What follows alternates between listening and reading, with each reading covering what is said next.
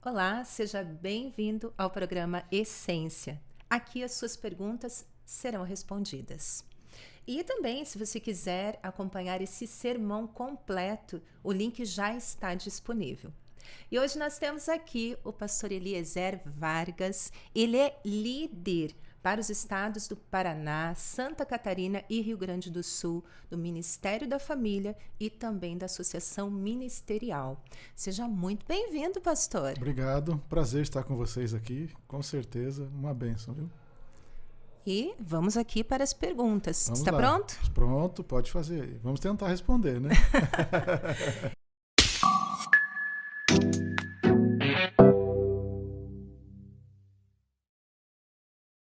Então, vamos para a pergunta Sim, aqui do Henrique. E ele ok. pergunta o seguinte: por que Deus permite a dor física que transcende a espiritual?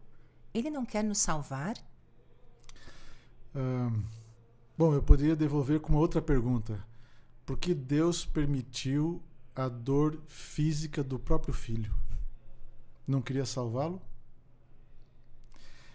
E essa é uma pergunta a gente pensar também, mas eu tenho lido um pouquinho e encontrei pelo menos duas respostas. Por que Deus permite o sofrimento, né? Primeiro, porque Ele quer moldar o nosso caráter de acordo com o caráter dele. Esse é o primeiro aspecto. E a gente não entende isso, porque a gente não quer dor, a gente não quer sofrer. O Filho de Deus também não queria. Segundo, é porque Deus quer quebrar o nosso egoísmo. Porque muitas vezes eu estou centrado nas coisas deste mundo boas. E tem coisas boas, mas que podem me tirar do céu. Então, assim, Cristo veio para morrer e para me salvar.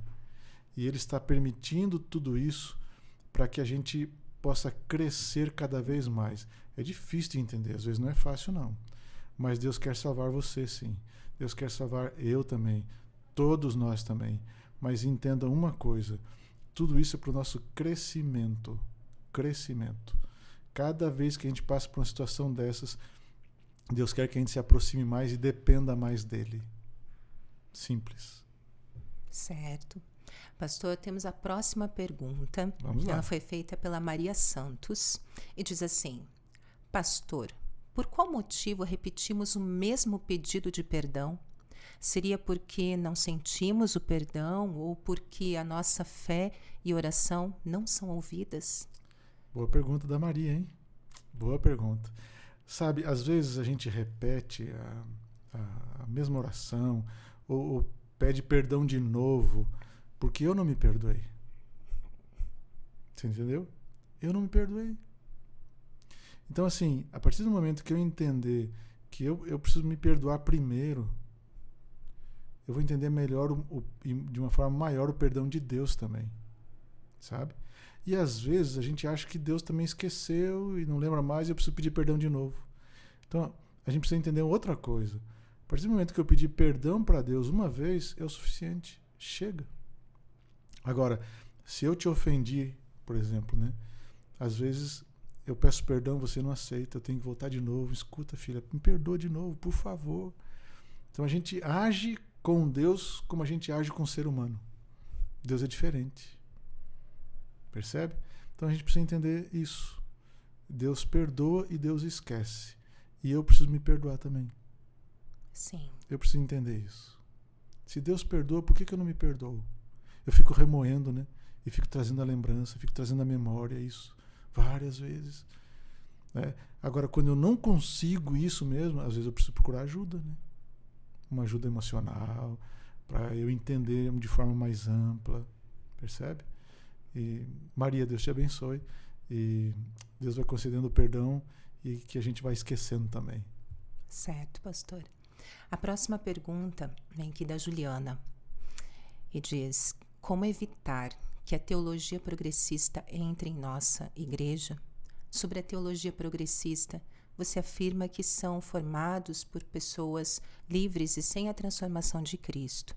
Não seria isso correto, uma vez que temos o livre arbítrio dado por Deus? Olha que pergunta fantástica, hein? Bom, a primeira parte que a Juliana colocou é assim: tem como impedir de entrar na igreja? Olha, eu gostaria de dizer que tem, né? Mas infelizmente não tem como a gente impedir. Por quê? Porque quantos membros nós temos na igreja? Quantas pessoas bebem de várias fontes? Deus não conseguiu impedir o pecado, né? Satanás, pelo livre-arbítrio dele, pecou, teve que ser expulso do céu e entrou o pecado no mundo, nessa terra aqui pra gente. Então, é o livre-arbítrio, né? As pessoas têm a liberdade de escolher, de decidir que teologia, o que elas querem. Agora, elas não foram transformadas por Cristo, talvez em algum momento foram, sim, né? Mas em algum momento deixaram de continuar bebendo na fonte que é Cristo e aí beberam em outras fontes contaminadas e entraram por essas teologias, sabe? Então, eu não posso afirmar... outro dia alguém me perguntou assim, então essa pessoa não vai para o céu. Eu não posso afirmar isso, porque eu não sou Deus. Quem vai julgar é Deus. Em algum momento essa pessoa pode mudar o pensamento, se arrepender, mudar o rumo de vida, entender o plano da salvação, na sua amplitude, do jeito que Deus coloca. Percebe? Então a gente tem que ter muito cuidado com onde eu bebo, onde eu estou me alimentando.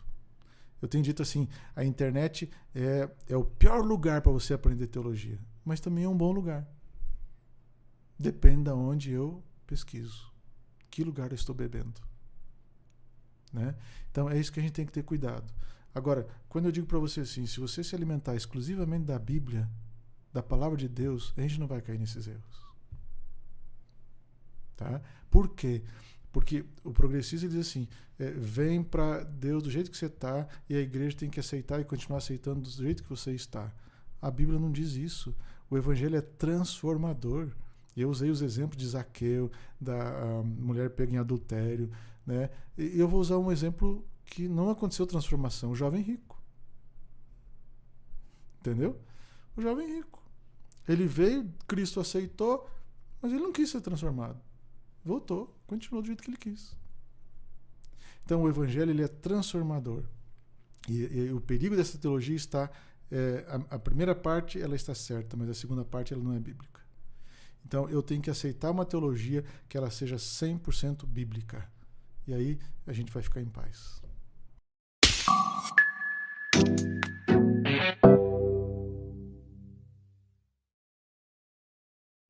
Pastor, então nos diga, qual é a essência do sermão? Que boa pergunta, hein? Que boa pergunta, né? Eu resumiria na primeira frase, quando no início do sermão eu falei assim, guarde isso daqui, ó. Lembra que eu falei? O que era lá? Nós vamos atravessar para o outro lado. Tá? Para mim a essência é essa. Não importa o que você está passando. Não importa a tua luta nesse momento. Não importa a tua crise nesse momento. Ontem, uma pessoa que eu conheço postou na internet assim, eu não sei por que eu me corto. Eu não sei por que eu me mutilo. Eu não sei por que as pessoas não querem ficar perto de mim. Elas acham que eu sou um monstro, mas eu não sou isso. Eu quero amar as pessoas, mas eu não consigo. E eu fiquei pensando que luta dessa pessoa, né? Que desespero dessa alma, né? Sabe? Então Deus está dizendo assim, não importa se você pensa que eu estou dormindo, como os discípulos viram Jesus dormindo, né? É a frase que eu coloquei até. Às vezes você pensa, não é porque que você não enxerga que ele não te vê. Deus está vendo você, sim. Os Salmos tem um texto que diz assim, enquanto você dorme, Deus trabalha. Quer ver um exemplo dessa frase? Ou desse salmo? Quantas vezes você mesmo, e você que está assistindo agora aí a gente, você dormiu preocupado com o problema, e você acordou no outro dia e o problema estava resolvido. Não é verdade? Enquanto você dorme, Deus trabalha. Eu preciso aprender a descansar em Deus. Do jeito que Deus dormia, do Cristo dormia. Por que Cristo dormia? Porque ele sabia quem estava no controle da vida dele. E é isso que a gente precisa aprender. Diante das nossas angústias, das nossas tempestades, das nossas lutas, a gente não pode esquecer de quem está no controle da minha vida. A gente pode se angustiar, sim, é normal. Nós somos pecadores, a gente sente angústia, a gente sente medo. Mas na hora que a gente sente isso, eu tenho que pensar assim: quem que me sustenta aqui? Eu estou sentindo medo agora. Então o que eu vou fazer para tirar esse medo? Quem eu vou buscar para que o medo saia? Eu estou enfrentando uma crise no meu casamento. O que eu tenho que fazer? Sabe qual é o nosso problema? Quando a gente tem uma dificuldade, quando nós temos uma luta, quando nós temos um problema, nós ficamos andando em círculo em volta dele. E às vezes acusando um outro, né? Eu te acuso e você me acusa e a gente fica andando em círculos, como a gente fala na psicologia. Quando eu tenho um problema, quando nós temos um problema, o que nós temos que fazer? Acusar o outro ou achar a solução? Eu tenho que achar a solução. Você não é o problema, eu não sou o problema. Então, o que eu preciso fazer para resolver? Para mim, a essência é isso. Nós vamos para o outro lado. Não importa o que você vai atravessar no meio do caminho, não importa a tempestade que você vai enfrentar no meio do caminho, mas nós vamos chegar do outro lado, que é a Canaã Celestial. Amém. Amém, né? Amém. Deus nos abençoe. Pastor, nós agradecemos muito a sua participação aqui no programa Essência e podemos encerrar aqui com uma oração, por favor. Com certeza. Obrigado, o carinho de vocês, obrigado por essa igreja. Eu sou membro aqui, né? E gosto muito de estar aqui e é um prazer estar com vocês também. Que Deus abençoe cada um de vocês que vão assistir, que vão divulgar para outras pessoas, que a gente cresça juntos e a gente chegue no céu juntos também. Vamos orar? Pai querido, obrigado por ouvir a tua voz. Obrigado porque a tua palavra ela está sempre no nosso coração. E quando nós enfrentarmos alguma luta, alguma tempestade, que a gente corra para ti, Senhor, para que a gente possa chegar do outro lado, que é a Canaã Celestial, e é o encontro contigo nos ares. Abençoes essa igreja, abençoes cada um de nós, em nome de Jesus. Amém. Amém. Amém.